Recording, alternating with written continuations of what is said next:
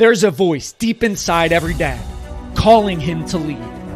Society, vices, inner demons, negative thoughts try to dampen and drown out that voice, but it never goes away. Your wife feels it, your children feel it, and your heart and soul feel it too. It's the voice that starts off as a whisper, but then becomes a calling to be the tip of the spear for your family, a calling to play all out and lead by example for your children, a calling to build a legacy that will go on for generations, a calling to be the warrior dad you were born to be. Dads, our children need us now more than ever to be that beacon of hope, courage, positivity, and strength. It's time to rise as warrior dads together as a brotherhood. If you felt that twinge in your soul, it's time for the Warrior Dad Experience.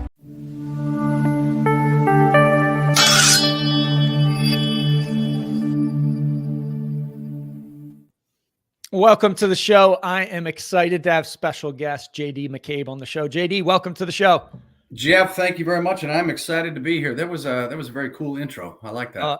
Thank you. I get some great reviews. People are fired up by it. So energy is always so important. So I appreciate those kind words. So let's start off, as I do with any dad that jumps on the podcast. What is the dad dynamic in your family? And then let's start cracking into your story and the third gift. Sure. I'm a proud father of two very young adults. They're accomplished adults in spite of tremendous adversity. So my daughter Katie is 25. She's getting married in May. So to an excellent young gentleman. And then my son Billy is 29. He lives in Montana. My daughter Katie lives in Chattanooga, Tennessee. But again, we've gone through some tremendous adversity, and the choices that they've made, I couldn't be prouder. They had every excuse to go off the rails in a different direction, and they did not. So I am proud to call them. I'm proud to be their father. And the title of the book is The Third Gift. Intentionally, the first two gifts are my kids. So my son and my daughter, and they probably don't even recognize today the strength that they provided me from a distance. And they kept me going on days that I did not think it was possible to keep going. So. Gotcha.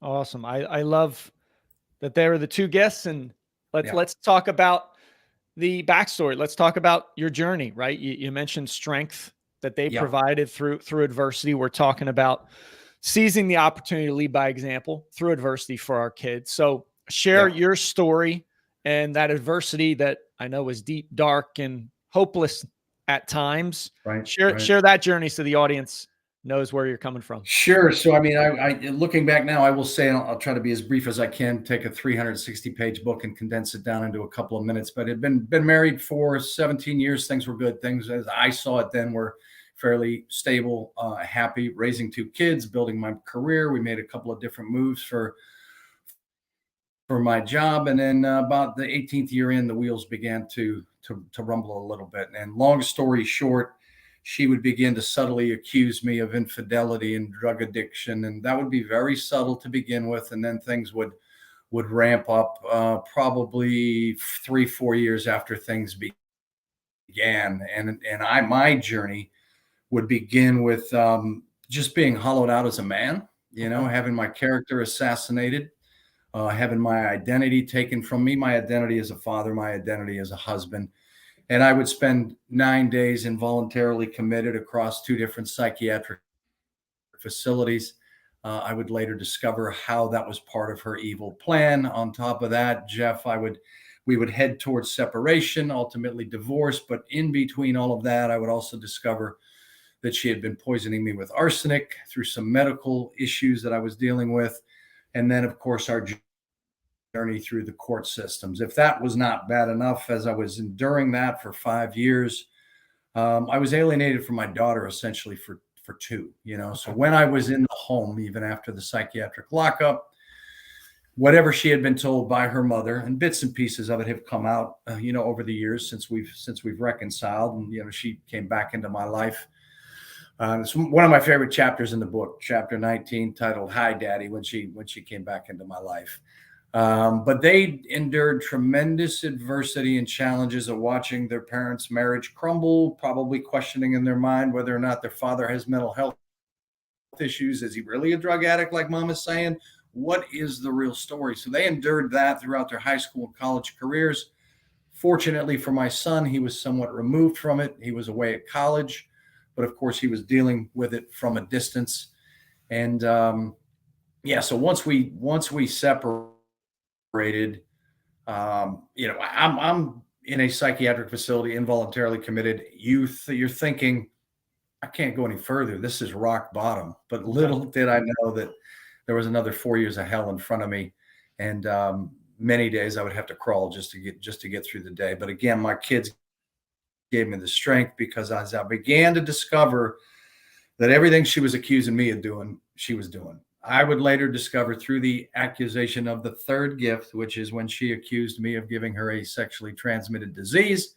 Once we had separated, through that revelation, I would discover the majority of her secrets, from a hidden prescription drug addiction to massive infidelity. So, classic example of gaslighting, projection, parental alienation. And I would discover that everything she had accused me of doing, she was actually doing. Wow. What a unpack there. yeah, lot to unpack. So let's go back to the beginning. Obviously, you started to see some rumblings, started to see some signs that something was going south. I mean, what did, as a dad, as a husband at that time, I mean, what was your thought process? What were you questioning everything? What was that like from a, an insecurity perspective, a, confidence perspective, all those pieces? Where was your mind at when you were first experiencing that? I was definitely on the road towards, I questioned everything. The other complicating factor, which the book unpacks it all, and it's very complex. It's a very complicated story. The other complicating factor, Jeff, is the fact that she would allege 8 years into our marriage that she was having some health issues with an autoimmune disease. I never really questioned that. I never asked to see her medical records, but that perspective clouded my judgment, thinking these delusions, these accusations, these mood swings that I'm seeing with her. Being in the medical and pharmaceutical field, sometimes knowledge is power, sometimes it's dangerous, because I started attributing what I was seeing to her potential or her alleged autoimmune disease, which we would later discover through our journey that she doesn't have a legitimate autoimmune disease. But I began to question, again, who I was as a father, and she would question the foundation of our marriage, and whether or not we had trust in our marriage, and just everything about me. And one of the mistakes that I made, and I'm not ashamed to admit it, and for your listeners, is I didn't tell anybody what was going on. I allowed the and I say I allowed, but I will own that. But I isolated myself. I have a large family. I have a large network of, friends and professional colleagues, but I told nobody what was going on. Nobody in my family or friends got involved until after I was involuntarily committed.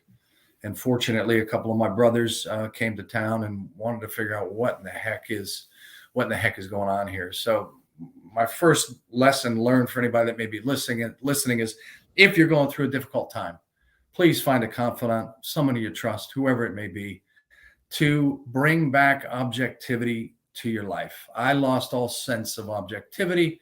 I allowed her, and ultimately her mother, to isolate me, hollow me out, break me down, and make me question everything about who I was as a man and as a father. When I had a very good track record for 17, 18 years with my kids, Right. So, but it was tremendous emotional confusion trying to figure it all out. Yeah. And I mean, I think that's such a profound point to call out, is you didn't share it with anyone. You didn't. And I think that's, especially for the male ego, we see asking for help as a weakness, where there is nothing farther from the truth. That is strength. And some of the dark times I've gone through, I wish, same thing to your point, JD. I wish I had the courage back then. I do now, since I went through the fires, but to raise my hand and say, I need some help. You know why? Because there's a lot of people that are in your corner that are willing to help, and they're not going to judge. They're just going to jump in, and they're going to help you. So was that kind of the same mindset you had in that moment of just keeping it all buttoned up and not reaching out to that family that you had? Yeah, I don't know if it was a vulnerability thing or a pride thing. I think for me, it was trying to figure it out. To your point though, we want to fix things. We're fixers, right? But I was trying to figure out what in the hell is going on. Where would these accusations be coming from? Is it related to her alleged autoimmune disease? What is it? I had no understanding of really what was going on, and I truly didn't have any real understanding of what was actually going on in our marriage until the third gift was revealed. And then it was the good Lord above opening my eyes to go, okay, son, your marriage is over, and I'm going to give you the beginning of the start of the truth. You're going to do the work to figure it out, but I'm going to hand you the truth. Yeah. So you got involuntarily committed, right? Explain that Yeah. process. Like all of a sudden, how did you get there? And then you said 9 days, right? I mean, what were those 9 days like? And I asked this question because I know, listen, everybody's going through hard times, right? And the more we can expose what we go through, the more people are like, wait a second, I'm not alone in my journey. So, just curious, how did that happen? And then what was your thought process when you're in there for those 9 days, and how did you start to get up off that mat, right? Getting gut punched, probably kicked in the balls at this point with all that, right? Yeah. I mean, hit as hard as you can, getting up. Explain that to me if you would. Yeah, her plan, I mean, I would describe it, and again, I would discover the majority of her deception and the wickedness of her plan was, she isolated me, hollowed me out. It was the spring of 2014. This is when the arsenic poisoning began.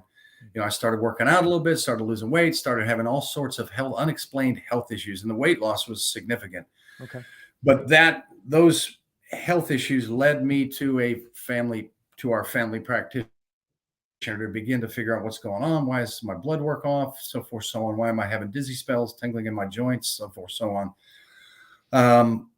That spring, again, it was the intensity of her accusations really ramped up to the point, really ramped up to the point where there were some weeks where I'd go spend a couple of days at a hotel just to get away from it all, just to remove myself from the situation. But, and again, as the subtitle says, my dance with the devil and her mother would get involved and would threaten to kill me on a family beach trip that we would have. And then, so things began to spiral emotionally. And then there was discussion of separation. And, as they say, the devil attacks your strength and turns it into a weakness. My strength was my love for my family and the family unit that we built. And as we started talking about separation, and as my health challenges continued, she went with me on a visit to my illustrious family practitioner at the time. She had called the cops on me a few days before that visit. And again, I lay out the entire journey in the book. But in less than 2 minutes, with this guy's back turned to me, he simply said, she laid out what was going on for him, but simply said, if you lose your family, what will you do? And being a broken man, I was just sitting on the exam table looking down at the floor. And I didn't have suicidal ideations. I simply said, I don't know what I will do. Mm-hmm. And he just, I kid you not, with his back turned to me, said, sounds like bipolar. And if you don't go to this particular psychiatric facility, I'll have you involuntarily committed. Okay.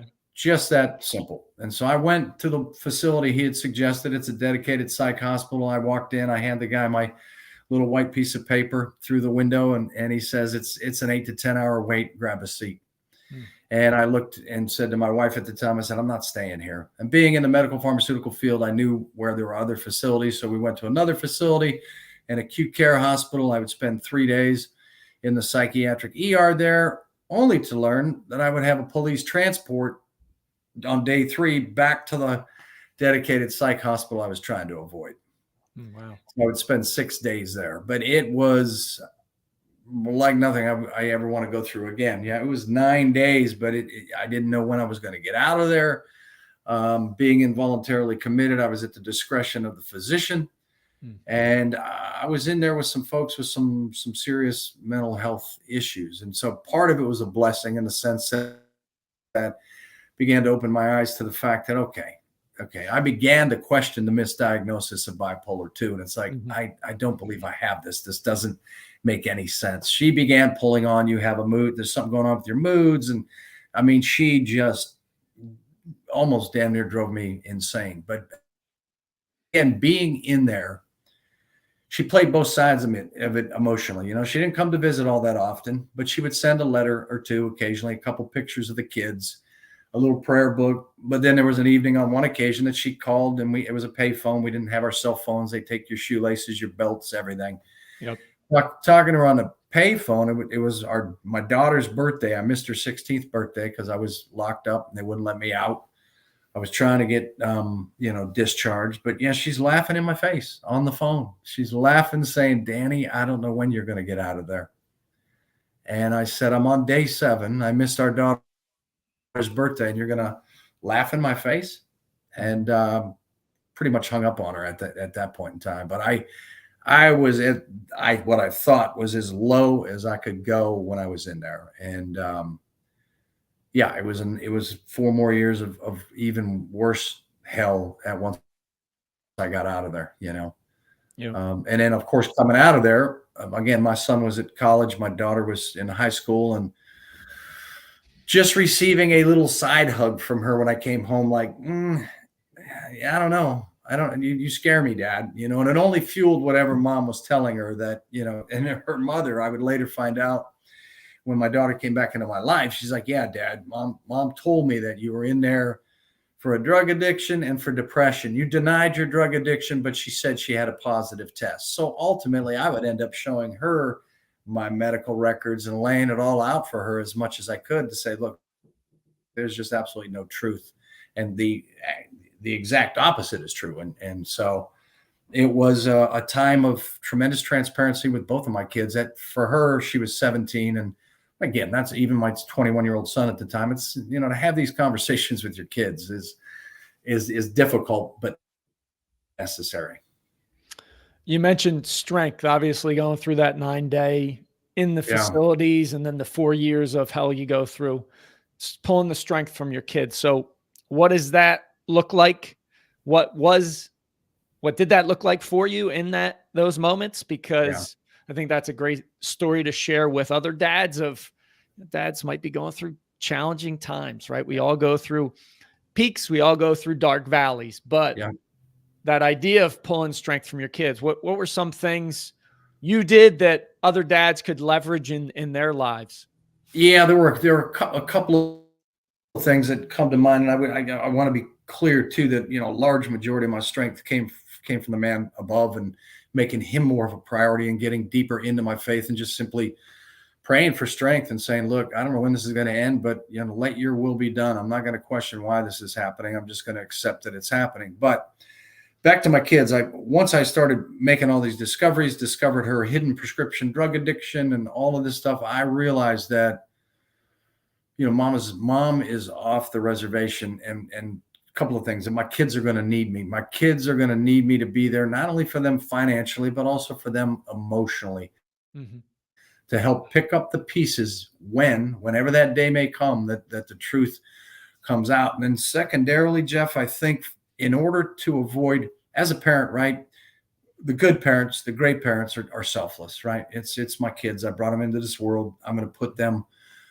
them first. So it was a matter of me not worrying. And it's easy to say now, the character assassination was the most difficult thing to deal with, right? As a father, to sit back and have your kids, not so much my son, but have your daughter at the time question everything that comes out of your mouth. And you know what the truth is.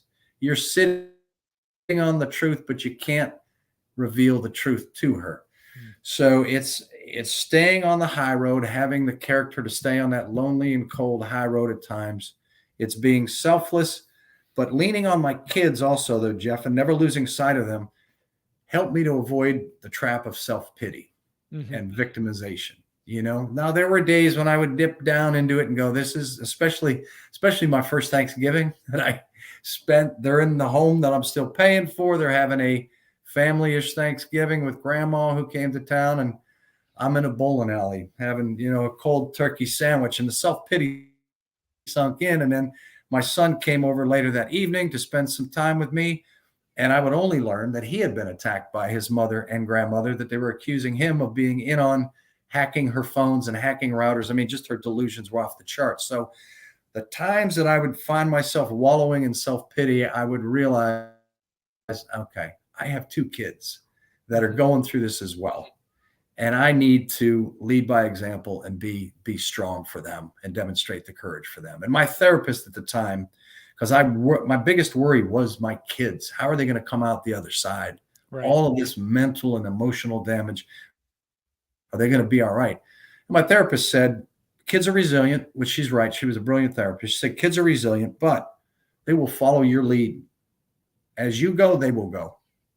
You know, if you don't make proper choices as you go through this, they will have the liberty to do the same thing. So they're going to be watching you, whether you believe it or not. They're going to be watching you.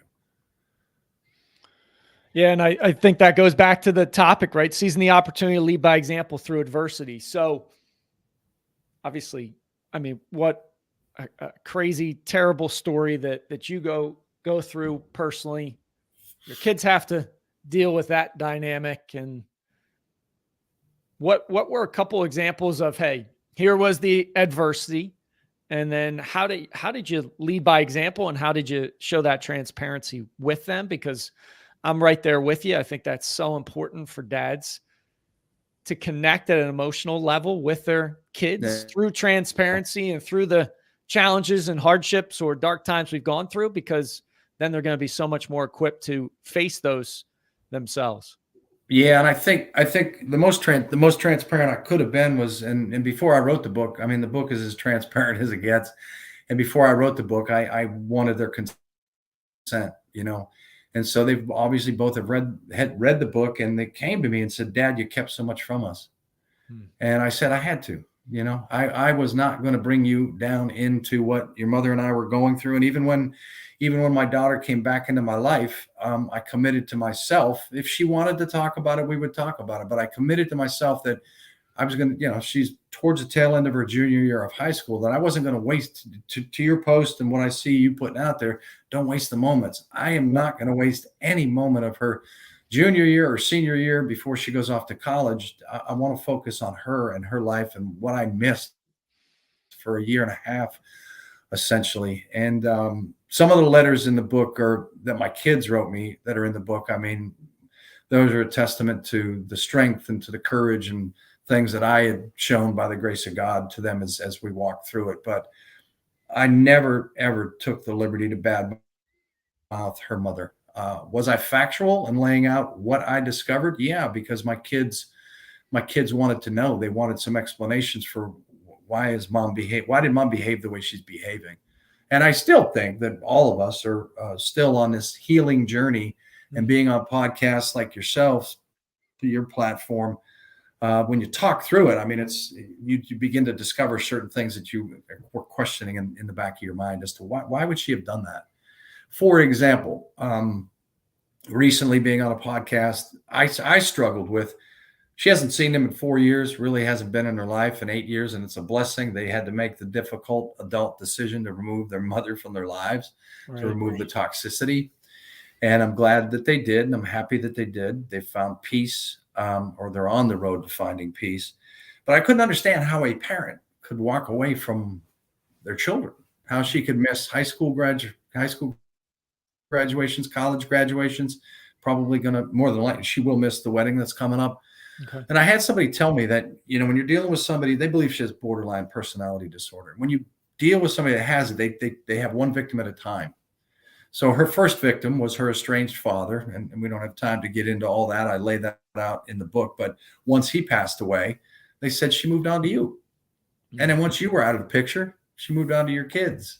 Mm-hmm. But when she could no longer victimize your kids because they were old enough and mature enough to begin to see what they were dealing with, she doesn't need them anymore. Mm-hmm. Okay. So that's actually brought me some healing to go, that makes sense. She doesn't need them. She can't victimize them. She has no use for them. Wow. What a story. So you got through the other side, right? Obviously still going through healing. Domestic violence from a male perspective, from a dad perspective, that's not talked about very frequently, not brought up.